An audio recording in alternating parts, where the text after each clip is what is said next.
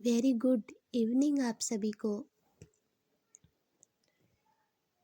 आज है वो हम आरपीएससी फर्स्ट ग्रेड से संबंधित जो यूनिट नंबर फर्स्ट है टैक्सोनॉमी वाली, उसके जो अभी तक एग्ज़ाम में है वो क्वेश्चन पूछे गए हैं और टॉपिक वाइज क्वेश्चन की है वो एक श्रृंखला है वो हम शुरू कर रहे हैं।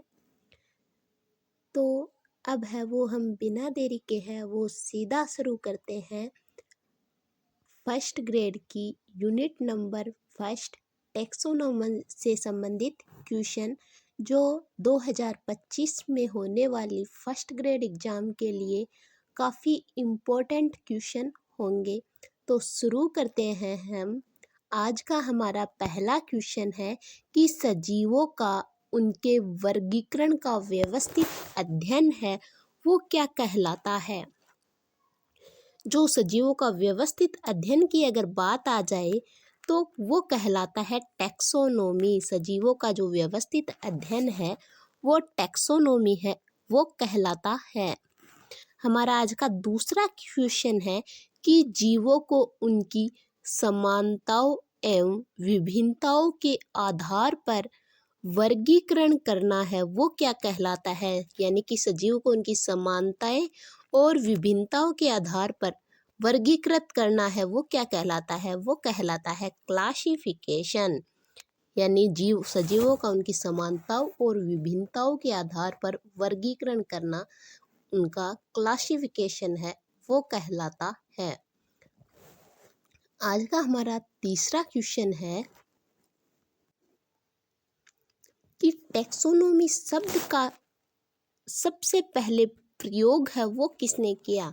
तो हम जानते हैं, अगर आप लोगों ने जो यूनिट है वो पढ़ी है एनसीईआरटी से भी, तो उसमें सीधा सा नाम है वो दिया गया है कि एपी डे कैंडरली को है वो टैक्सोनॉमी शब्द का है वो सबसे पहले प्रयोग है वो इन्होंने किया था।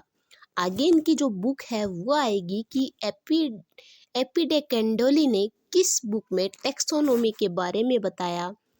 तो एपी डे कैंडोली ने टेक्स्ट बुक के अंदर टैक्सोनॉमी के बारे में है वो किस बुक के अंदर बताया, वो बताया था थ्योरी ऑफ एलिमेंट्री बॉटनी के अंदर है। वो इन्होंने बताया कि जो टैक्सोनॉमी के बारे में थ्योरी ऑफ एलिमेंट्री बॉटनी। अगर आपको मैं एक बात बताऊं कि अगर आप ये क्वेश्चन भी है वो कर लेते हैं तो आपकी जो पूरी यूनिट का है वो रिवीजन है वो हो जाएगा। इन क्वेश्चन को है वो इसी प्रकार से है वो डिजाइन है वो किया गया है। आज का हमारा पांचवा क्वेश्चन है कि फादर ऑफ मॉडर्न टैक्सोनॉमी है वो कौन है। फादर ऑफ मॉडर्न टैक्सोनॉमी की अगर हम बात करें तो वो है father of modern taxonomy Carolus Linnaeus Carolus Linnaeus को है वो फादर ऑफ मॉडर्न टैक्सोनॉमी है वो कहा जाता है। हमारा आज का जो छठा क्वेश्चन है कि फादर ऑफ टैक्सोनॉमी कौन है। अगर हमें मॉडर्न की बात पूछ ले अगर हमें, तो हम जवाब देंगे कि कैरोलस लीनियस है वो है मॉडर्न टैक्सोनॉमी के जनक। अगर हमें सीधा पूछ ले कि फादर ऑफ टैक्सोनॉमी कौन है, तो हम जवाब देंगे कि अरस्तु है वो फादर ऑफ टैक्सोनॉमी है। हमारा अगला क्वेश्चन है कि जीवों का आइडेंटिफिकेशन करना, नोमेनकल्चर करना और क्लासिफिकेशन करना है वो क्या कहलाता है। कि यानी कि जीवों का आइडेंटिफिकेशन करें, नोमेनकल्चर करें और क्लासिफिकेशन करें तो वो कहलाएगा टैक्सोनॉमी। अगर हमारे पास आइडेंटिफिकेशन करना, नोमेनकल्चर करना और क्लासिफिकेशन के साथ इंटर रिलेशनशिप्स है वो भी अगर हमें दे दे तो उसके स्थान पर क्या आ जाएगा, तो वो आ जाएगा सिस्टमैटिक्स। तो वो क्या कहलाता है, सिस्टमैटिक्स।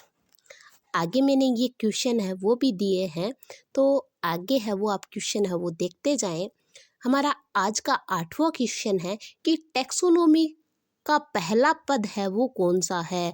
तो मैंने आपको बताया कि टैक्सोनॉमी है वो आइडेंटिफिकेशन करना, नोमेनकल्चर करना यानी कि उनका नामकरण करना और उनका क्लासिफिकेशन यानी कि वर्गीकरण करना है, वो टैक्सोनॉमी है वो कहलाता है। तो टैक्सोनॉमी का जो फर्स्ट शब्द है वो कहलाता है आइडेंटिफिकेशन। हमारा अगला क्वेश्चन है कि वर्गीकरण विज्ञान यानी कि सिस्टमैटिक शब्द का प्रयोग है वो सर्वप्रथम किसने किया? सिस्टमैटिक शब्द का प्रयोग है वो कैरोलस लिनियस के द्वारा है वो किया गया सिस्टमैटिक शब्द का सर्वप्रथम प्रयोग। हमारा अगला क्वेश्चन है आज का और इस वीडियो का लास्ट क्वेश्चन है कि सिस्टमैटिक शब्द का प्रयोग किसने व कौन सी बुक के अंदर है वो किया था? जो सिस्टमैटिक्स जो शब्द है, इस शब्द का प्रयोग है वो सिस्टमैन ने